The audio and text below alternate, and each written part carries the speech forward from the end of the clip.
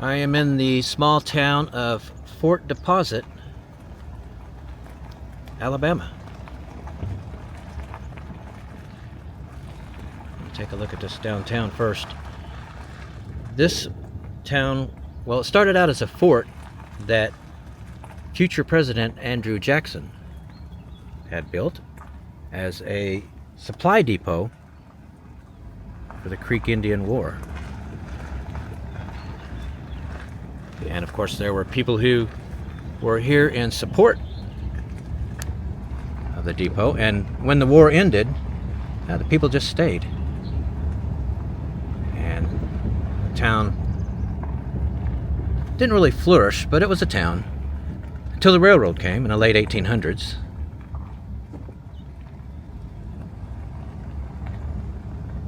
And well, the town's been here ever since. Well, here, let me show you a map first. You can see where I'm at. And population history, 1980, peak population, 1519. Last census down to 1225. All right, I believe agriculture is the top industry here now. Some of the people may work in Montgomery. It's about 40 minutes away. So it's maybe a bit of a bedroom community as well. It's a pretty young town. Median age is only 33. Much lower than the U.S. median age of 39.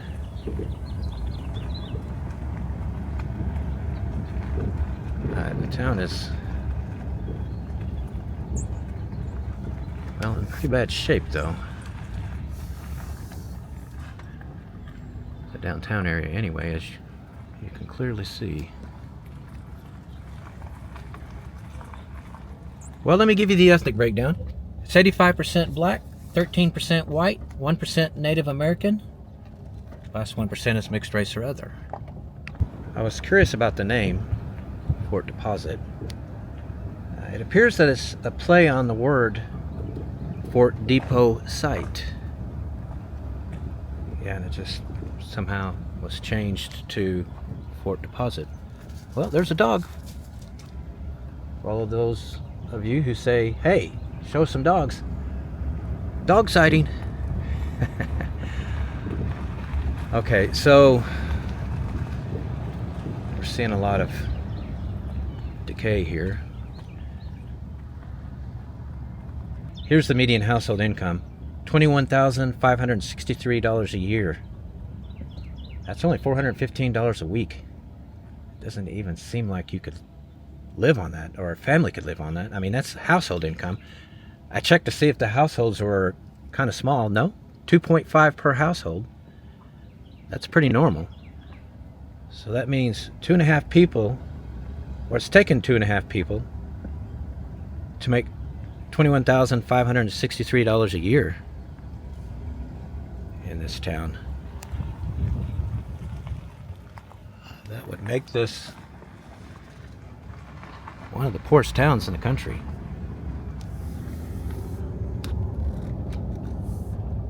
Poverty supports that. Here it is, 47.7 overall. Look at school-aged children, 83%. 8 of every 10 child in this town lives in poverty. 65 and older, it's not so bad. It's 19%. Yeah, would you look at that? That was once a magnificent house. Look at that big porch. It cost you a fortune to get a house like that built today. But there it is, rotting away. There are some in good shape, though. Here in the town, that's a beautiful house. Here's the rail line that was brought into the town in the late 1800s. Yeah, it's a beautiful church, isn't it?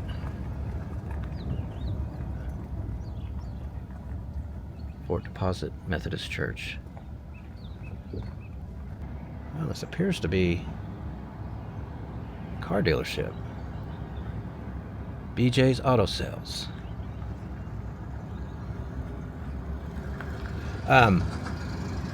Yeah, I checked crime. 9 incidents per 1,000 people last year. That compares to 21 for the U.S. Crime is very low here. Very low.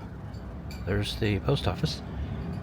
Yeah, crime here is less than half what it is in the rest of the U.S.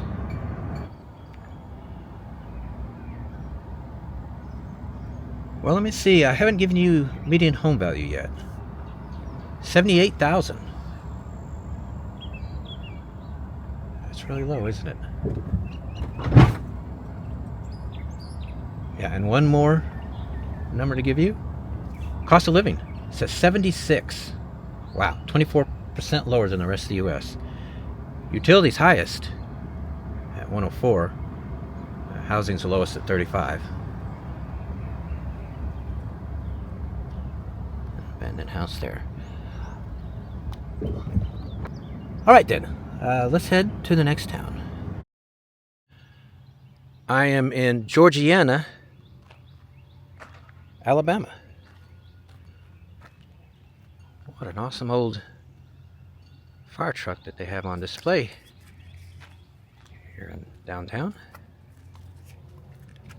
Nope, we can't look inside. Can I show you the inside? Yeah. Pretty cool, huh? Well, I'm in downtown. I'm not gonna lie, I'm a bit surprised at how quiet it is. It's Saturday, 10 a.m. Third week in February. 18th, I think? I'm not sure. Doing this for a living, I'm not gonna lie, guys, I don't even know what the date is half the time. Yeah, it looks close to abandoned, doesn't it? Yes, the town was founded as a railroad town. That's pretty apparent, isn't it?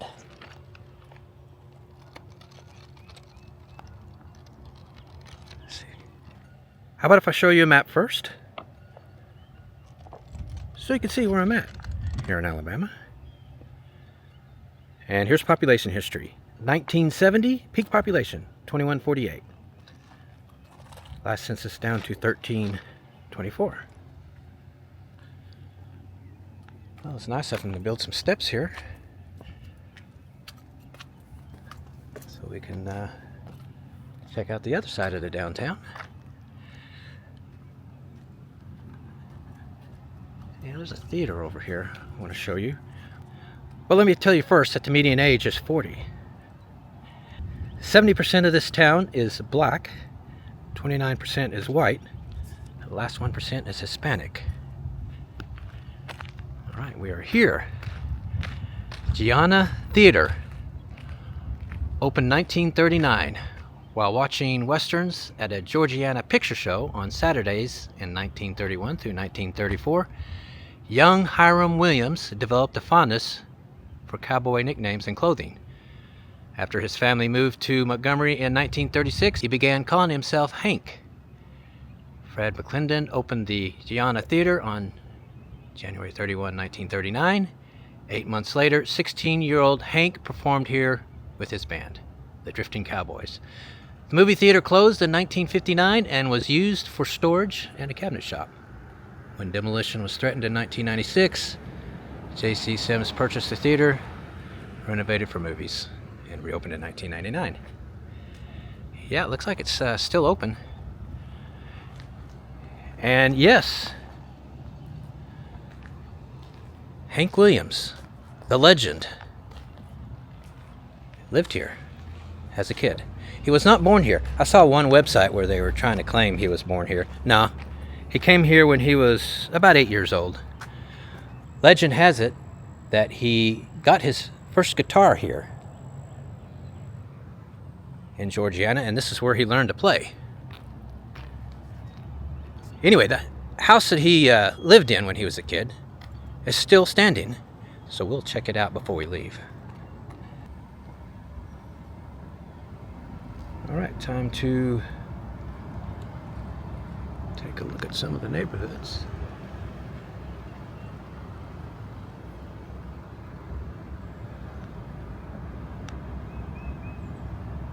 Town has lost about half its population, so I guess it's to be expected that there's going to be some abandoned homes.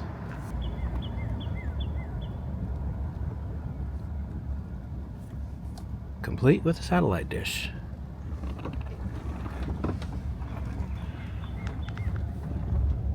Let me give you median household income. $24,321 a year. Whew. Not quite as bad as the last time, but still very low incomes. That is $467 a week.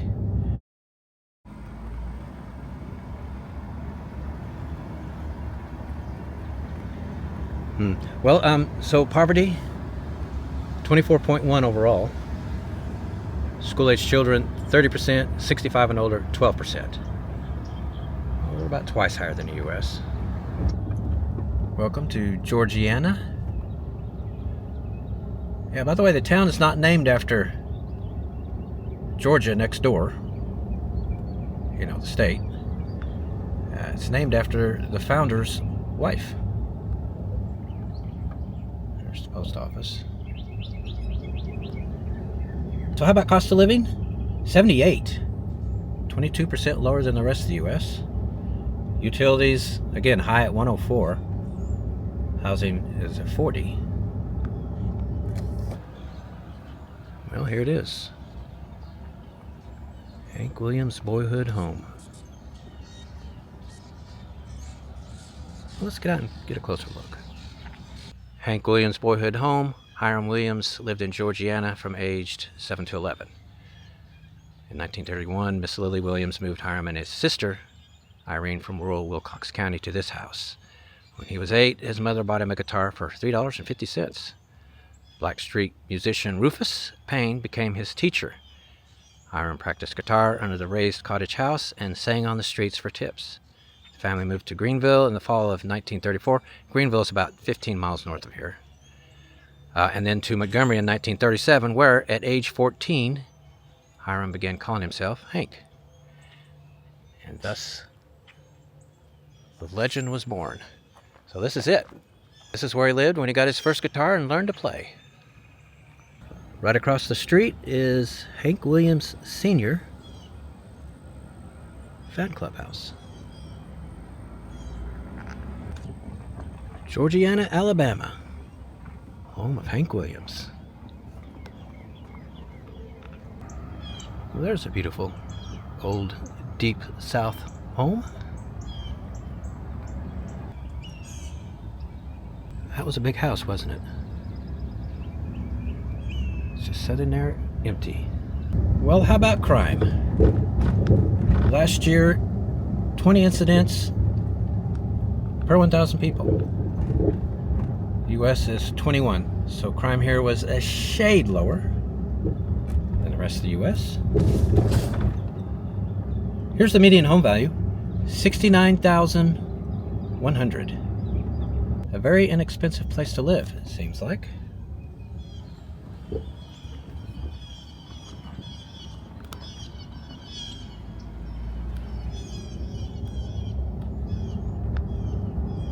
All right, well, I think that's going to do it for here, guys. Let's head to the next town. I am in the town of Red Level, Alabama. It's an odd name, isn't it? Red Level. As I understand it, it was named after a store, Red's Level. Now, why a store is called Level, I have no idea. I'm sure most of you don't either. Maybe someone can fill in for us. Tell us what that means. Median age here is 36.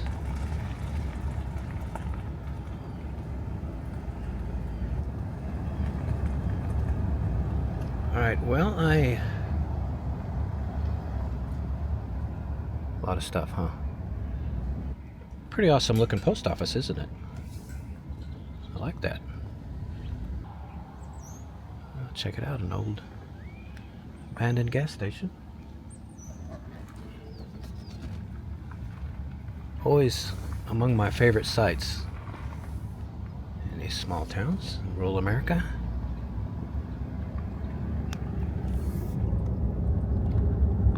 Let's see, 83% of this town is white, 5% black, remaining 12% is mixed race or other.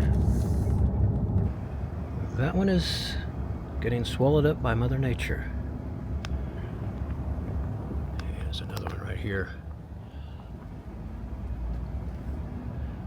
Which reminds me, I need to give you population history and the map. Wow, huh? Okay, yeah, so here's the map. Show you where I'm at in Alabama. And in population history, peak population 1950, 656 people. Last census down to 432. Well, that was a grocery store, it looks like. Looks like it is no more. Believe it or not, this house is for sale. Definitely a fixer-upper. I have no idea how to tell you to look that up, but it would be interesting to know what they want for it. That is an interesting looking structure. It's just in the neighborhoods here. I wonder what that was. Well, let me give you median household income. $38,750 a year. That's $745 a week. A little bit better than the past two towns. Poverty, 28.8. School-age children, 48%. That's high. Half the kids here live in poverty. 65 and older, only 5%. That's very low. Well, how about that? That's the high school football stadium. I guess you would call it a stadium. U.S. Surgeon General Luther Terry was born and raised here. He was pretty significant.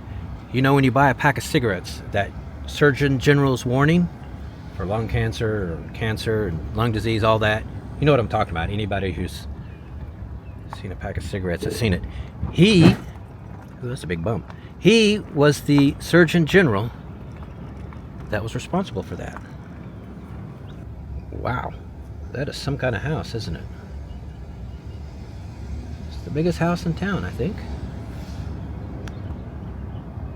And right next to it, beautiful old church. That is Carpenter Gothic architecture. It's pretty amazing. Here's the cost of living, 78, so 22% lower than the rest of the U.S. Utilities again, 104. Housing is at 43. Yeah, there is a lot of this here in the town. Abandoned cars as well.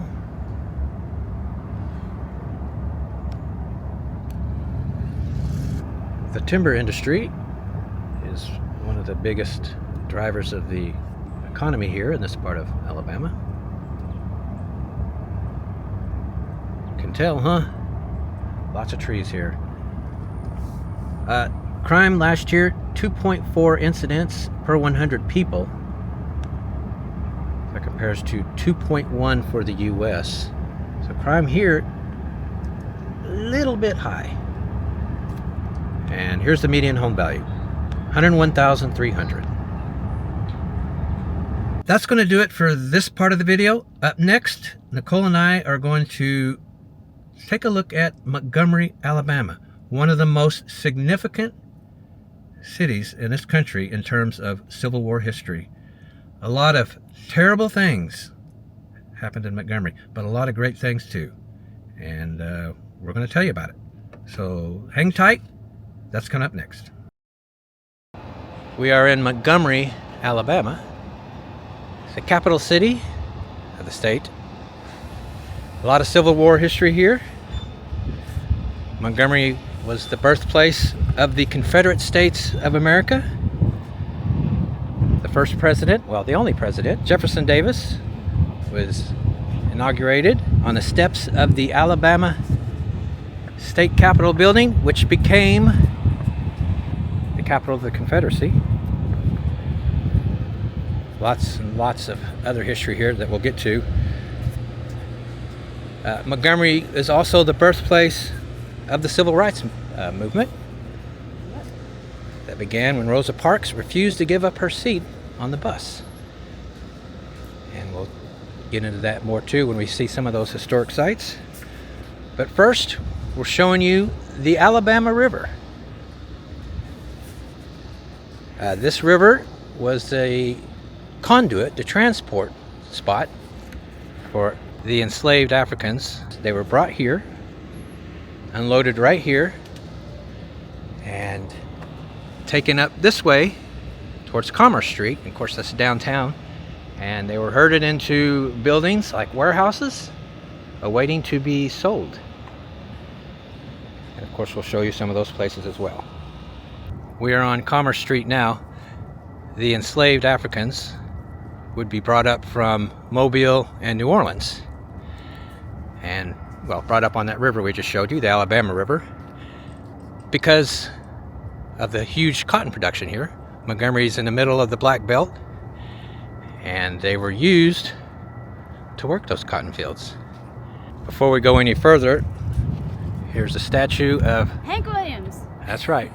One of Alabama's favorite sons, Hank Williams, a legend in country music, died at the young age of 29. You wonder how much more he would have done if he hadn't died at such a young age. I didn't even know he died that young. That's crazy. Yeah, alcohol poisoning. Oh my gosh. Yeah, he drank a lot. Now this building doesn't look like a whole lot, does it? But some pretty terrible things happened in that building. Here's a placard. Yeah. It tells the story. Here, I'll let Nicole say it. The warehouses used in trafficking enslaved people. Commerce Street was central to the operation of Montgomery's domestic trafficking industry. Enslaved people were marched in chains up the street from the riverfront and railroad station to the, quote, slave auction site or to local depots, where enslaved people were housed awaiting sale. Warehouses were critical to domestic trafficking in the city. Traffickers confined enslaved people in warehouses until they could be sold during, quote, slave auctions. At 122 Commerce Street was a very large warehouse owned by John Murphy, who provided support to traffickers in the city and who built the Murphy House on Bibb Street. The Commerce Street warehouse was used in the 1850s by traffickers of enslaved people like H.W. Farley, who advertised the sale of enslaved children, such as a boy, quote, about 14, very likely and sprightly. Till the end of the Civil War, the warehouse remained in the hands of enslavers and traffickers. Yeah. Yeah, this building actually goes way back to the other block. It's actually real big. Wow. Quite a thing, isn't it? After the Alabama legislature banned free black people from residing in the state of 1833. Oh my. That is crazy, isn't it? Enslavement became the only legally authorized status for African Americans in Montgomery. Oh my God. That is crazy. So the only way you could be in Alabama then is if you were a slave. You couldn't be a free black man. Wow. It would be illegal for you to be here. Now down there is where the river is. This is Commerce, and it goes into Court Square. And there's an intersection of several streets here. It's very historic. Here, you want to read that? Sure. An intersection of history, Court Square. At the intersection of Commerce Street and Dexter Avenue, Court Square is arguably the most historic location in America. As the center of 19th century Southern economic and political power, Montgomery's Court Square was host to a massive slave market and the location from which the telegram that ignited the Civil War at Fort Sumter was sent. Less than a century later, Court Square in downtown Montgomery was the epicenter of the Civil Rights Movement. First with the Montgomery bus boycott, which began December 5th, 1955. 10 years later, the civil rights struggle and Montgomery's nonviolent protests culminated in the Selma to Montgomery March, passing through Court Square as the marchers took the last steps up Dexter Avenue to the state capitol. This duality of histories is the heart of Montgomery's past, a city with a past as complex, difficult, and important to the American story can often struggle under the weight. Today, Montgomery honors its past, all aspects of its history, while looking to the future. Yeah, okay, so, yeah, here's the square here where we're standing right now. Yep. And another shot of it. This is, I guess, back in the 50s. I was going to say 60. Yeah, you're right. It's got to be 50s. This is it, probably 1800s. Yes, because it said it was part of the Civil War, the telegram. Yes. Yeah, and so this is, well, no, this looks like 50s too. And of course, that's a Dexter Avenue, which is right through this way. So we're going to head there next. Now, this is a beautiful fountain in the middle of the square. And of course, if you turn onto Dexter, right here, Dexter Avenue. This is the route of the Selma March that Martin Luther King led from Selma, Alabama, and they walked all the way up to the Capitol building. Now at the base of Dexter Avenue, statue of Rosa Parks. I wonder if this is her exact size. Yes, it is. She's a little taller than you. Shut up. There's a plaque over here that tells the story. We'll check that out. The bus stop, the Montgomery bus boycott. At the stop on this site on December 1st, 1955, Mrs. Rosa Parks boarded the bus which would transport her name into history. Returning home after a long day working as a seamstress for Montgomery Fair department store, she refused the bus driver's order to give up her seat to boarding whites. Her arrest, conviction, and fine launched the Montgomery bus boycott. The boycott began December 5th, the day of Parks' trial, as a protest by African Americans for unequal treatment they received on the bus line. Refusing to ride the buses, they maintained the boycott until the U.S. Supreme Court ordered integration of public transportation 1 year later. Dr. Martin Luther King Jr. led the boycott, the beginning of the modern civil rights movement. Yeah, so, and don't think it wasn't a big deal that the black folk here decided to quit riding the bus. They were about 78% of the ridership. Well, that makes sense. Of course they would be. So with all 78% saying we're not riding that bus anymore, or riding any of the buses, that was a huge drop in revenue. They felt it economically. I'm sure they did. Big time. Anyway, so as we progress up Dexter Avenue, the place that Rosa Parks worked at as a seamstress, the department store, is right up here. Oh, really? It is a park now. Well, a kind of an urban park. And we'll go take a look at it. This is what remains of the department store that Rosa Parks worked at. So she just got off work here and went down to that corner to get on the bus, and that's where the incident happened.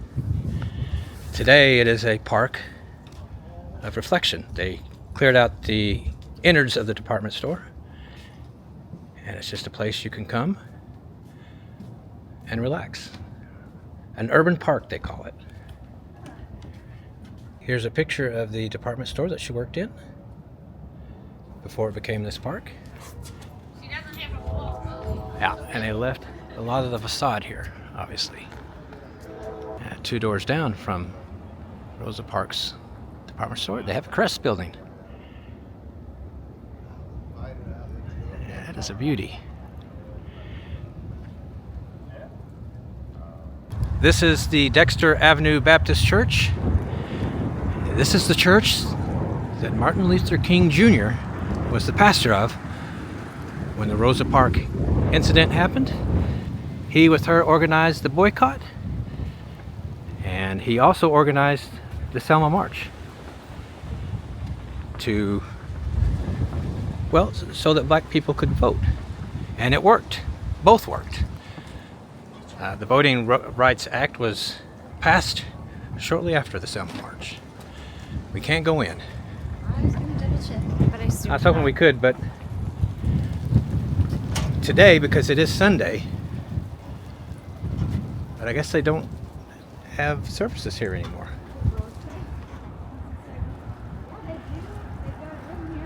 Well, I know that, but That's just not the way they go in. there's nobody here.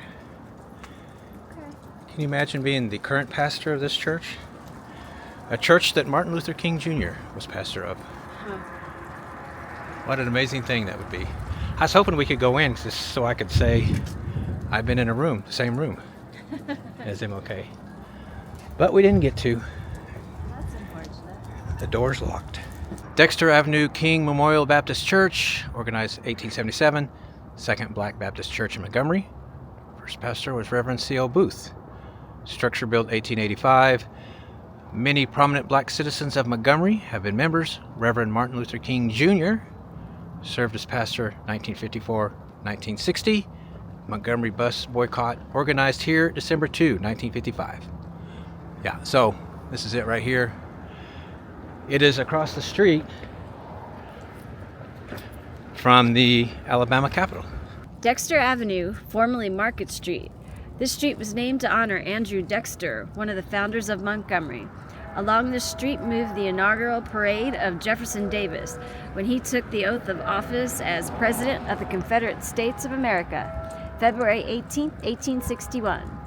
Dixie was played as a band arrangement for the first time on this occasion. Okay. You can hear a church in the Yeah, I know. It's distance, can we? Yeah, so we're just about at the top of Dexter Avenue right now. Selma to Montgomery National Historic Trail.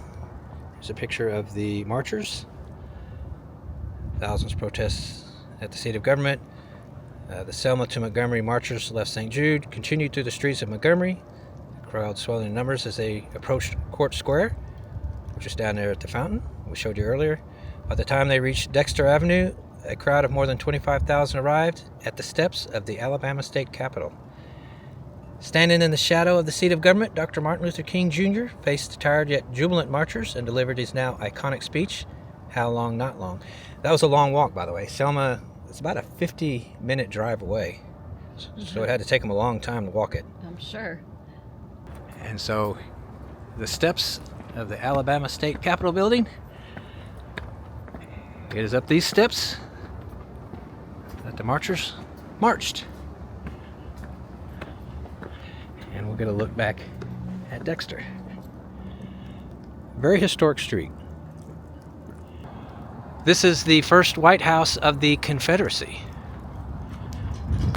This is where Jefferson Davis lived during the time of the Confederate States during the Civil War. And you can see it's right across the street from the Capitol. We're going to eat at Wenzel's Oyster House. All right. It's located right here in downtown Montgomery, right off Commerce Street. There's a placard here that said this was the actual site where the Confederate offices were. This part of Montgomery is quite beautiful. Anyway, all right. Let's go find a spot at the bar. And the bar is right there. That's us. We are looking at the menu. We're going to start with some crab cakes. All right. That sounds good. They've got a Cajun flair to them. Let's see if they're good. Our crab cakes are here. They smell really good. There's our remoulade sauce.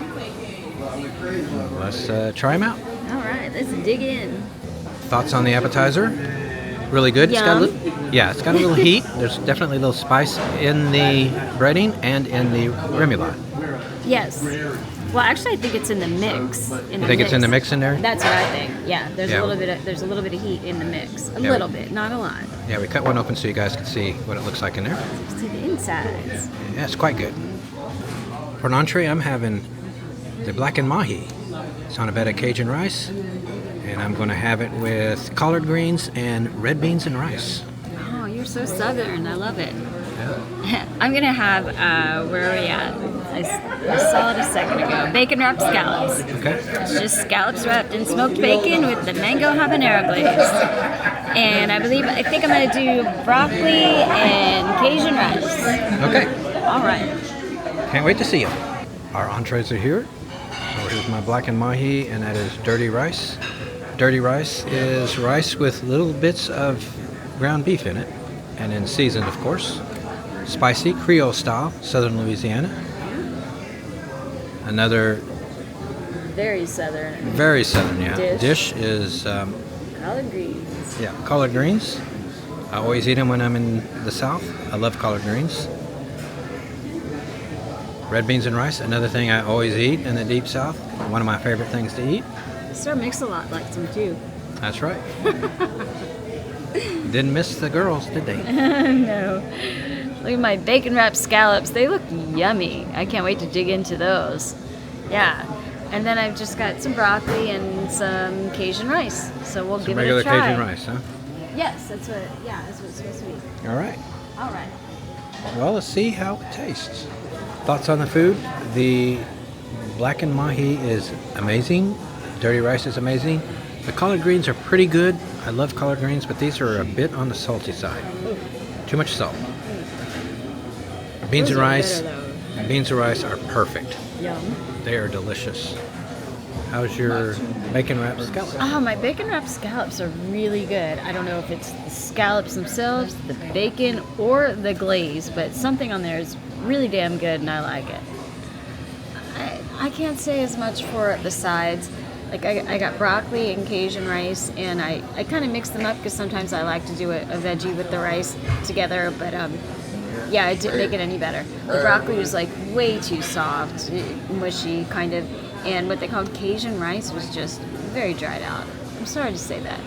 But, you know, the star of the plate was the scallops, and those were very good.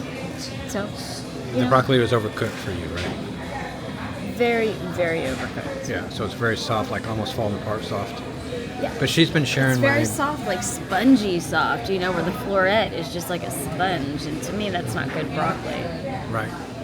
Well, she's been sharing the beans and rice with me, Yeah, which is I excellent. like that. It was very good. See, that's not something I used to eat as kids, you know, so it's not something I generally eat. So I tried yours, and yes, that was very yummy.